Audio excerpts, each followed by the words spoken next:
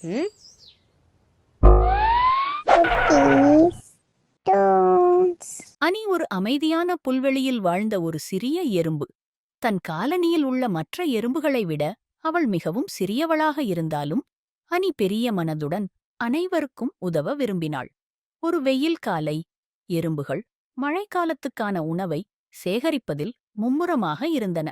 அனி பெரிய எறும்புகளைத் தொடர விரைந்தாள். அதைவிட 2 மடங்கு உணவுத் துண்டுகளை எடுத்துச் சென்றாள். திடீரென்று பெரிய சத்தம் காற்றை நிரப்பியது. ஒரு வலுவான காற்று வீசியது.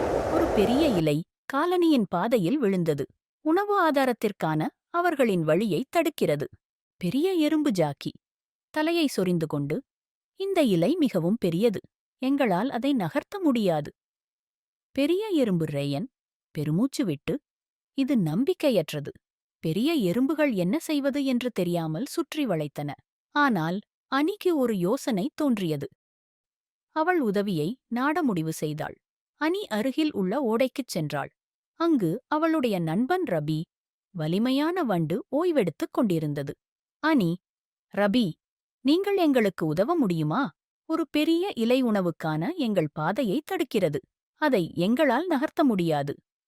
ரபி புன்னகையுடன், நிச்சயமாக அனி, எனக்கு வழிகாட்டுங்கள். அனி ரபியை மீண்டும் காலனிக்கு அழைத்துச் சென்றார். அவர்கள் வந்ததும் பெரிய எறும்புகள் ரபியை ஆச்சரியத்துடன் பார்த்தன. பெரிய எறும்பு ஜாக்கி, யார் இது? அனி, இது ரபி. அவர் மிகவும் வலிமையானவர், இலையை நகர்த்த உதவுவார். ராபி கீழே குனிந்து இலையை ஒதுக்கித் தள்ள தனது சக்திவாய்ந்த கால்களை பயன்படுத்தினார். ஒரு பெரிய தள்ளு. பாதை மீண்டும் தெளிவாக இருந்தது. பெரிய எறும்புகள் ஆரவாரத்துடன், ஹூரே, இலை போய்விட்டது. ராணி எறும்பு அணியை பார்த்து சிரித்துக்கொண்டே முன்னேறியது. ராணி எறும்பு, அனி, நீங்கள் சிறியவராக இருப்பதால் பெரிய காரியங்களைச் செய்ய முடியாது என்று எங்களுக்கு காட்டியுள்ளீர்கள். உங்கள் தைரியமும் புத்திசாலித்தனமும் அந்த நாளைக் காப்பாற்றியது.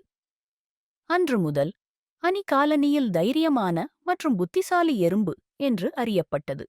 கதையின் ஒழுக்கம்: உங்களுக்கு தைரியமும் கனிவான இதயமும் இருக்கும்போது அளவு ஒரு பொருட்டல்ல.